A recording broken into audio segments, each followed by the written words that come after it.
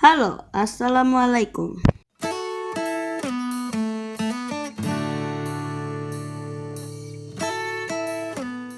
Halo, selamat datang di video info mini yang kelima. Di video ini, saya lagi makan mie guys. Yang bener dong. Iya ya. Di video ini, saya akan membahas tentang batik.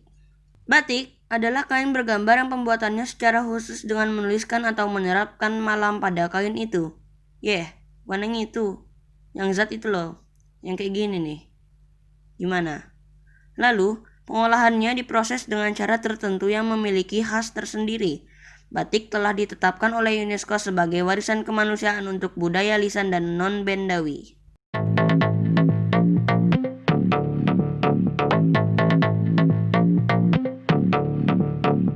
Seni pewarnaan kain dengan teknik perintang pewarnaan menggunakan malam atau lilin adalah salah satu bentuk seni kuno. Penemuan di Mesir menunjukkan bahwa teknik ini telah dikenal semenjak abad keempat susu murni. Sebelum Masehi. Di Asia, teknik serupa batik juga ditetapkan di Tiongkok semasa dinasti Tang pada tahun 618 sampai 907 Masehi. Juga di India dan Jepang pada periode Nara pada tahun 645 sampai 794 Masehi.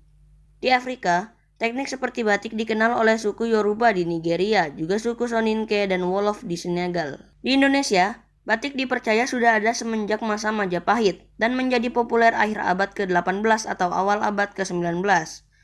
Semua batik yang dihasilkan merupakan batik tulis hingga awal abad ke-20. Batik cap baru dikenal setelah Perang Dunia I atau sekitar 1920-an. Walaupun kata batik berasal dari bahasa Jawa, kehadiran batik di Jawa sendiri tidaklah tercatat. G.P. Rowfire berpendapat bahwa teknik batik ini kemungkinan diperkenalkan dari India atau Sri Lanka pada abad ke-6 atau abad ke-7. Di tempat lain, G.L.A. Brandes, seorang arkeolog Belanda, dan F.A. Sujipto, sejarawan Indonesia.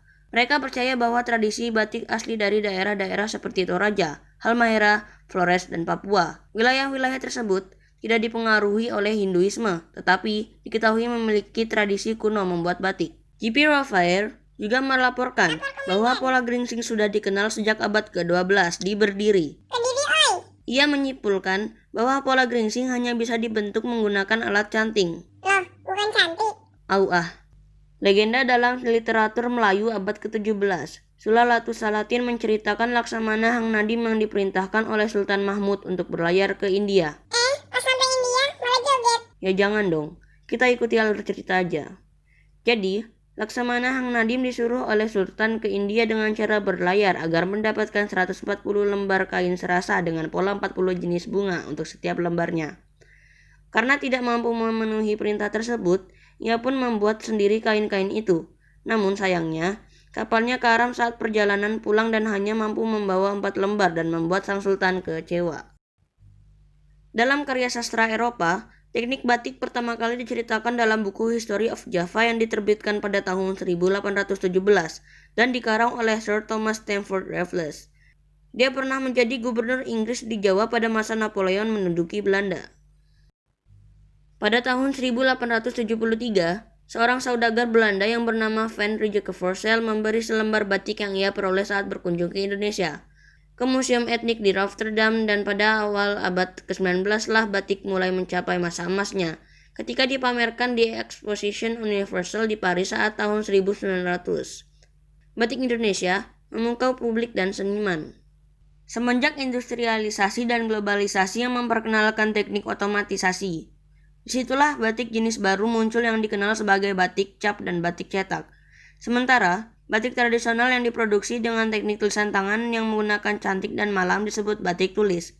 Dan pada saat yang sama, imigran dari Indonesia ke wilayah persekutuan Malaysia juga membawa batik bersama mereka.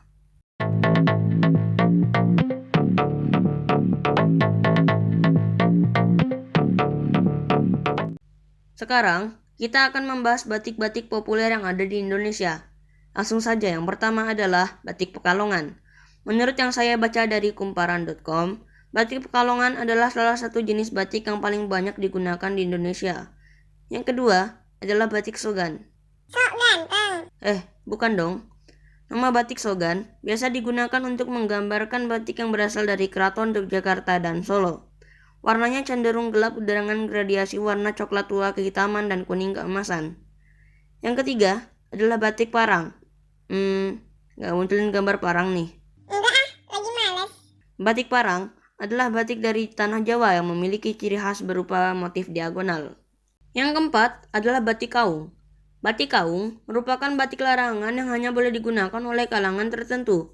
Batik ini memiliki ciri khas motif geometris dengan 4 bentuk elips yang mengelilingi satu pusat. Yang kelima atau yang terakhir, sebenarnya ada 10 sih kalau dari webnya. Cuman gak apa-apa lah ya. Yang terakhir adalah batik Megamendung. Batik Megamendung memiliki motif khas dari Cirebon, Jawa Barat. Menurut catatan Dinas Pariwisata Budaya Jawa Barat, penciptaan batik bermotif awan ini berhubungan dengan kedatangan bangsa Cina ke wilayah Cirebon. Sekian video singkat kali ini.